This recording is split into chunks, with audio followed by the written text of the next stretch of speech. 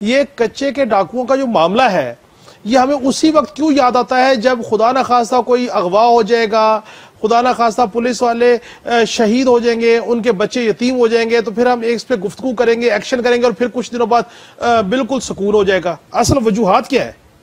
आपने बड़ा सही कहा है कि जब कोई इंसिडेंट होता है तो हम सब इसके बारे में बातें करने लग जाते हैं, लेकिन उससे पहले हम कुछ ऐसे स्टेप्स नहीं लेते जिससे इस मसले पे काबू पाया जा सके। अब इस वाक़े में जो वीडियो क्लिप्स मैंने देखी हैं उसमें आप देख सकते हैं कि वो कच्चा रास्ता है, बारिश है, पानी है, कीचड़ है, और मुझे लगता है कि उनकी गाड़ी 4x2 थी। अगर वो 4x4 होती तो वो उस कीचड़ में ना फंसती, और वो वहाँ फंस के ट्रैक्टर ढूंढ रहे थे ताकि ट्रैक्टर से गाड़ियों को खींच के निकाला जा सके।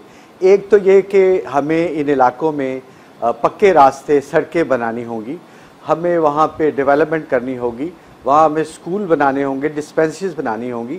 वहाँ पे जो भी स्टेट लैंड है वो भले मकामी जो नेक नाम सिविलियंस हैं उनको बेच दें। अब प्रॉब्लम ये है कि दरियाए सिंध का ये जो कच्चे का इलाका है ये 15 से 25 किलोमीटर चौड़ा है, और फिर इसके अंदर बड़े घने जंगलात हैं, इसके अंदर जजीरे भी हैं, और दरिया के किनारे तक पहुंचने के लिए आपको कई नहरें, जिनको मकामी लोग डंड कहते हैं, क्रॉस करके जाना पड़ता है, और उन नहरों में से पुलिस की मोबाइल्स नहीं गुजर सकती, APCs ही गुजर सकती हैं। अब ये जो डाकू हैं ये उनके लिए होम ग्राउंड है, ये यहीं पैदा होते हैं, ये बड़े अच्छे स्विमर हैं। ज़्यादातर जो हनी ट्रैप वाले लोग होते हैं इनको ये जजीरों पे ले जाते हैं। पुलिस के पास कोई बुलेट प्रूफ बोट्स नहीं है जिसके ज़रिए वो जजीरों तक पहुंच सकें। तो इस वाक़े में मैंने देखा कि हमारे जवानों ने बुलेट प्रूफ जैकेट्स भी नहीं पहनी हुई थी। असूली तौर पे इनको वहाँ 4x4 व्हीकल्स में या APCs में जाना चाहिए था, जो भी इनकी ड्यूटी थी। इनको बुलेट प्रूफ हेलमेट्स और बुलेट प्रूफ वेस्ट पहनी चाहिए थी, और इनकी APCs ऐसी होनी चाहिए थी जो रॉकेट अटैक को भी विथस्टैंड कर सके। ये मौचका जो इलाका है ये डिटैच्ड है प्रोविंस ऑफ पंजाब से, ये प्रैक्टिकली सिंध के इलाके में है। इसके चारों तरफ सिंध का इलाका है और घोटकी ज़िले में से गुजर के पंजाब पुलिस को यहाँ पहुँचना पड़ता है। अब मुझे नहीं पता इसकी क्या वजह है, तो नेचुरली जो भी बैकअप थी वो थोड़ा डिस्टेंस पे थी और उनको पहुँचने में टाइम लगा है। असल में मामला ये है कि जब तक गनशिप हेलीकॉप्टर्स नहीं होंगे जिससे फ़ज़ा में से इन पर फायरिंग करके इनको एलिमिनेट किया जा सकेगा, ये मसला हल नहीं होगा। पुलिस के लिए उन फसलों में से गुज़र के जाना और फिर सेफ एंड साउंड वापस आना बड़ा मुश्किल है। आपको याद होगा जब छोटू गैंग के ख़िलाफ़ ऑपरेशन राजनपुर में हुआ था तो आर्मी को बुलाया गया था और उन्हें गनशिप हेलीकॉप्टर्स भी यूज़ किए थे। मैं समझता हूँ कि इसमें हमें फ़ौज की पूरी मदद लेनी चाहिए। फ़ौज हमारी हर जगह दहशतगर्दों और क्रिमिनल्स के ख़िलाफ़ जंग में शरीक है, ऑपरेशन कर रही है, तो हमें इस इलाके में भी फ़ौज की मदद लेनी चाहिए, गनशिप हेलीकॉप्टर्स यूज़ करने चाहिए। आपने सर्विंग की है, आपके इल्म में ऐसी इतलात होंगी, ऐसे को मुशाहिदात में ऐसी चीज़ें आई होंगी, हमें भी तो ये इतलात हैं, मुशाहिदे हमें भी रिपोर्ट्स हो रही हैं कि मगवी को ले जाते हैं, अगवा बराए तावान जो है उसकी जो कार्रवाइयाँ करें, जिसको उठाना है उठा के कच्चे के इलाके में ले जाएं, फिर उनसे अगवा करते हैं और फिर तावान मांगते हैं। ये सारा मामला आज का नहीं है, साला साल इसके ऊपर बात होती है, गुफ्तगू होती है। जब कोई इंसिडेंट होता है तो फिर इसके ऊपर ज़रा ज़्यादा गुफ्तगू होती है, फिर ग्रेजुअली चीज़ें डाई डाउन कर जाती हैं। सवाल ये है कि इस मामले को वंस फॉर ऑल सेटल कैसे किया जा सकता है?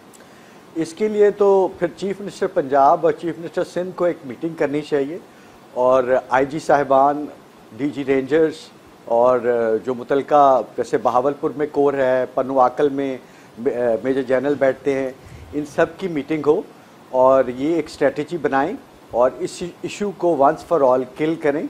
मैं एडिशनल IG सक्खर रीजन रहा हूँ जिसमें लाड़काना डिवीज़न और सक्खर डिवीज़न थे, तो ये सारे मैंने इलाके देखे हुए हैं। इसमें कश्मोर का इलाका ख़ास तौर पे बड़ा डेंजरस है, और कंदकोट से घोटकी एक ब्रिज बन रहा है जिसकी कंस्ट्रक्शन में डाकू ऑब्स्ट्रक्शन कॉज कर रहे हैं। उसकी वजह यह है कि अगर वो ब्रिज बन जाता है, अप्रोच रोड्स बन जाती हैं, तो उनके लिए कश्मोर से लेके सक्खर तक आना मुश्किल हो जाएगा, बीच में एक ऑब्स्ट्रक्शन आ जाएगी। फिर जो छोटू गैंग के एलिमेंट्स हैं वो इनके इलाके में आते हैं, और यहाँ के सिंध के जो डाकू हैं ये राजनपुर में जाते हैं। इनको बलूचिस्तान से हैवी वेपन्स भी मिलते हैं, इनके पास एंटी एयरक्राफ्ट गन्स हैं, रॉकेट लॉन्चर है, स्टील बुलेट्स हैं। पुलिस के पास इसके मुकाबले में मुनासिब हथियार नहीं है, और इस मसले को अगर आप सीरियसली वंस फॉर ऑल ख़त्म करना चाहते हैं तो आपको पाक फ़ौज की मदद लेनी होगी और गनशिप हेलीकॉप्टर्स का इस्तेमाल करना होगा। और जिन जजीरों पे ये छुपते हैं, ये जो फीमेल वॉइस में लोगों को पूरे पाकिस्तान से ट्रैप करके बुला के जहाँ पे रखते हैं, वहाँ पर एसएसजी के जवानों को उतारना होगा और वहाँ पर इनको एलिमिनेट करना होगा। वहाँ इन्होंने बोरशे बनाए हुए हैं, खंदकें बनाई हुई हैं, ये बिल्कुल एक फ़ौज की तरह लड़ते हैं।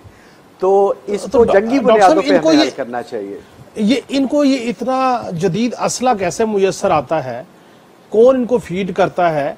और ये जो बात अब पीपल्स पार्टी की कंटिन्यू हुकूमत है सिंध में, पंजाब की हुकूमत है, बलूचिस्तान की हुकूमत है, ये जो सारी चीज़ आप बता रहे हैं, क्यों इसके ऊपर बैठ के डेलिब्रेशंस नहीं होती और क्यों इस पे सरफे नज़र किया जा रहा है कि एक मामला है, मासूम लोगों की जानें जाती हैं, अगवा का मामला सामने आता है, इतना हैवी असला उनको कैसे प्रोवाइड होता है? आप समझते हैं कि कोई ना कोई सियासी पुष्टपनाही भी ऐसे लोगों को होगी? जी, एक तो असला इनको मेनली बलूचिस्तान से आता है।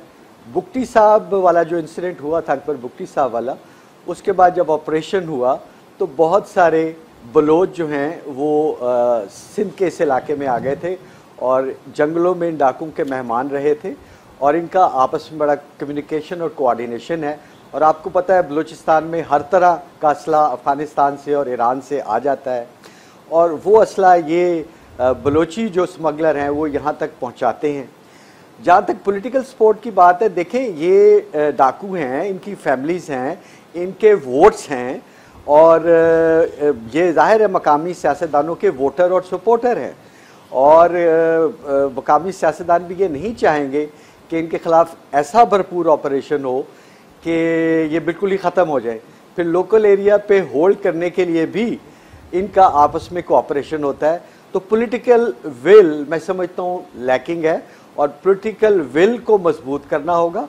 और इसीलिए मैं कह रहा हूँ कि दोनों चीफ मिनिस्टर्स को मुतलका सीनियर हकाम के साथ मिलके इस पर ब्रीफिंग लेनी होगी और एक सस्टेन्ड ऑपरेशन लॉजिकल एंड तक ले जाना होगा, जब तक ये तमाम डाकू इनके ग्रोह जो हैं वो ख़त्म नहीं हो जाते।